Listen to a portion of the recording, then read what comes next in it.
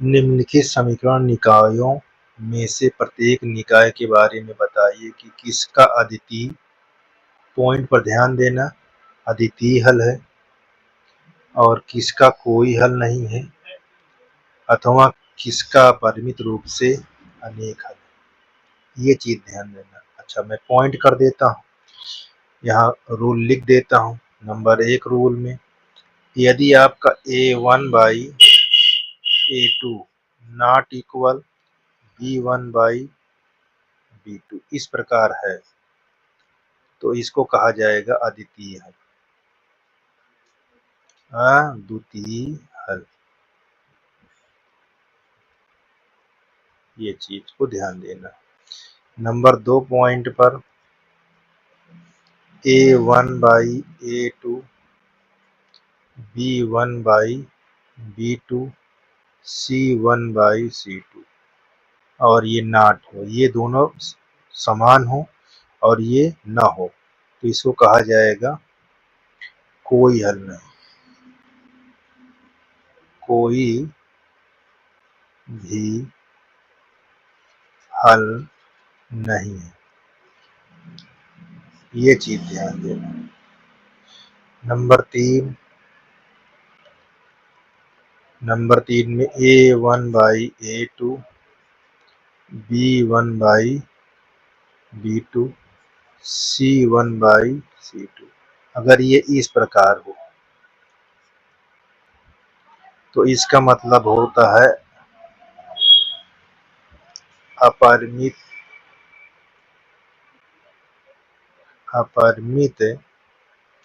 रूप से अनेक हल। ये चीज ध्यान देना। ठीक, चलिए अब यहाँ हम देखते हैं। ये समीकरण 1 है, ये समीकरण 2 है।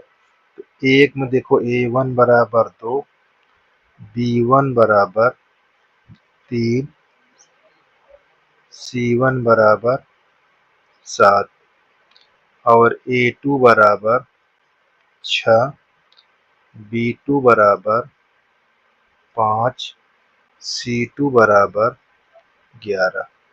अब इसको ऐसे लिखो a1/a2 अपने सूत्र का प्रयोग करो, इस तरह लिख लो। अब इस पर वैल्यू रखो 2/6, 3/5। अब अधिक करने की जरूरत नहीं। क्या ये दोनों बराबर हैं क्या? नहीं, देखो नहीं है। जब ये दोनों बराबर नहीं तो कौन रूल पर कह रहा है? ये रूल पर। तो इसको क्या लिखोगे? अद्वितीय हल।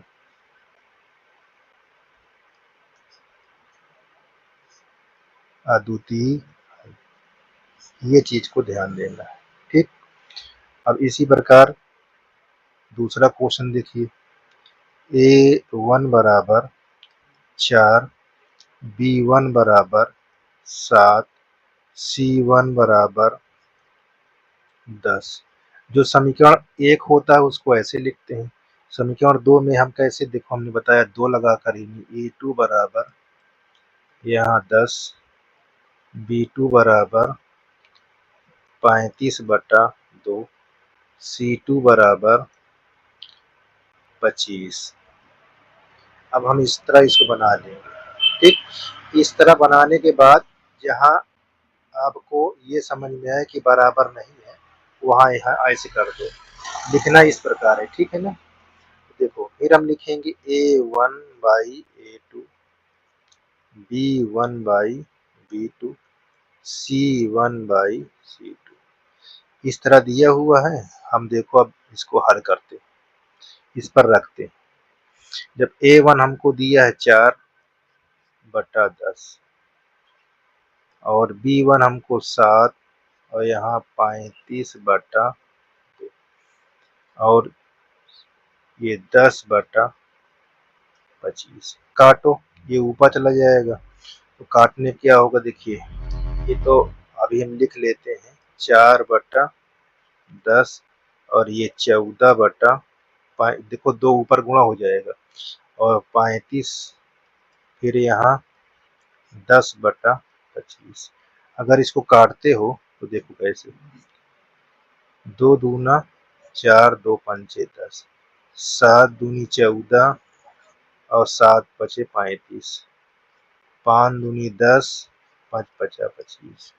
अब ध्यान से देखिए, 2/5, 2/5, 2/5, ये तीनों बराबर, और तीनों बराबर हैं तो किस रूल पर हल हो रहा है? अपरिमित रूप से अनेक हल। तो यहाँ लिख देंगे ये अपरिमित रूप से अनेक हल, अनेक हल, ये चीज ध्यान देना। ठीक, ऐसे हल करके बताना है आपको। देखिए अगला क्वेश्चन तीसरा, देखो ये A1 बराबर 6, B1 बराबर 5, C1 बराबर 11, यहाँ A2 बराबर 9 और B2 बराबर 15/2, C2 बराबर 21। ठीक, अब इसको हम अपने क्वेश्चन रूल के अनुसार इनको हल करेंगे। A1/A2, B1/B2, C1/C2। अब इस पर रख के देखो, अब इस पर रखेंगे तो यहाँ 6, यहाँ 9, B1 हमारा 5 और ये 15/2 और यहाँ 11/21। देखो ये दो यहाँ गुणा हो जाएगा, तो ये कैसे होगा? तो यहाँ 6/9 ही रहेगा और ये 10/15 हो जाएगा और ये 11/21।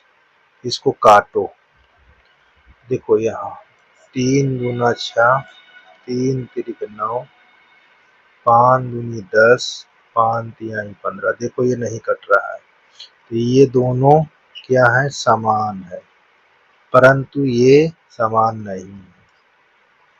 तो ये किस रूल पर आपका हल है? इसका नियम क्या बता रहा है? देखिए इसका नियम ये बता रहा है, ये वाला, कोई भी हल नहीं है। तो यहाँ लिख लेना है, यहाँ बता देना है कोई हल, या कोई भी हल नहीं है। ठीक, ये इस तरह। अब आपका लास्ट है, देखिए ये यहाँ पास लिखना है A1 बराबर 7, B1 बराबर -2, C1 बराबर 3 और A2 बराबर 11, यहाँ 2, B2 बराबर -3/2, C2 बराबर 8। अब इसको रखिए A1/A2, B1/B2, C1/C2। अब देखो यहाँ 7 है और नीचे 11, यहाँ -2, इसके नीचे 3/- 3/2, ठीक है ना। और ये हो जाएगा 3/8। इसको देखते हैं, देखो ये दो यहाँ माइनस माइनस प्लस हो जाएगा, तो हम इसको 7/11, ये दो यहाँ गुणा हो जाएगा 4/3 और ये 3/4। देखो ये तीनों बराबर नहीं, तो यहाँ काट दोगे। तो ये हमारा किस रूल पर हल है? देखो पहला, देख लीजिए इस रूल पर, देखो हल ये। ठीक, तो हम क्या कहेंगे इसको? इसको बोलेंगे अद्वितीय हल। क्या होगा? अद्वितीय हल। ठीक, तो इस प्रकार ये आपका क्वेश्चन कंप्लीट हो गया। ठीक है, ऐसे इसको हल करना था। देख लीजिए, कहीं भी आपको दिक्कत होता है तो कमेंट कर कर आप पूछ सकते हैं। ठीक है, प्रत्येक का मैंने बेसिक रूप से हल करके दिखा रहा हूँ। ठीक है, लाइक शेयर सब्सक्राइब और वीडियो को वॉचिंग करो, अपने मित्रों को जरूर शेयर करो।